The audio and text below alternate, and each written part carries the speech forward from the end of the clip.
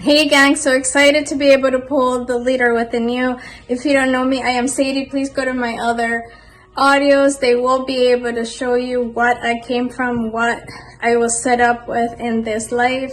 And thankfully to these amazing doctors and other people, my mentors that came into my life over 10 years ago, taught me that I didn't have to continue to work for the rest of my life. This is before influencer this and all these different new careers, which it seems that we have. And so at the time they gave me a book which is called The New Professionals by a Harvard professor called Charles King, and he actually conducted a huge investigation in what vehicle we are currently working with, which is network marketing. If you don't know anything about network marketing, you want to find out, because it is the new way of making business. We're not going back. If you think that we're going back, it is a rude awakening. So excited to be able to bring you the best information that I can.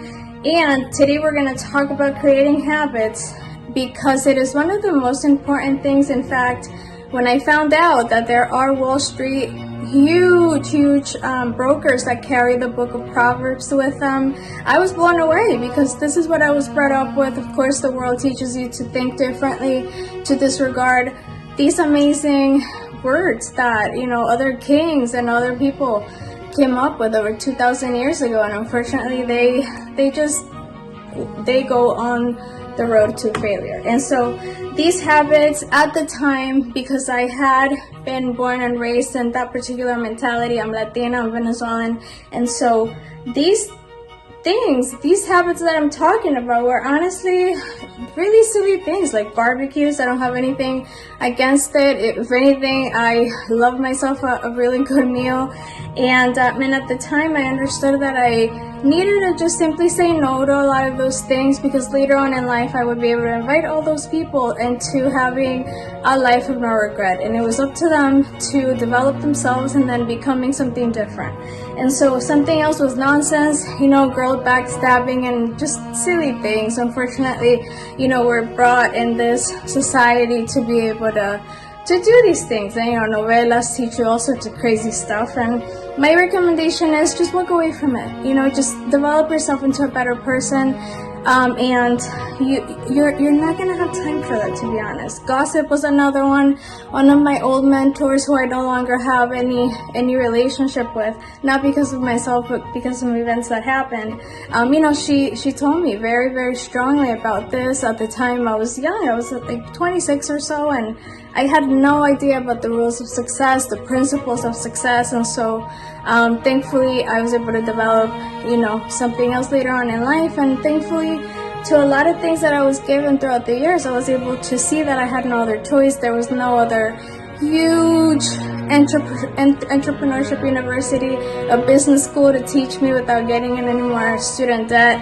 And then something else that I had to change was negative thinking. Unfortunately, your mind is going to create resistance, and because you were meant for greatness, you have to tell yourself that on a daily basis.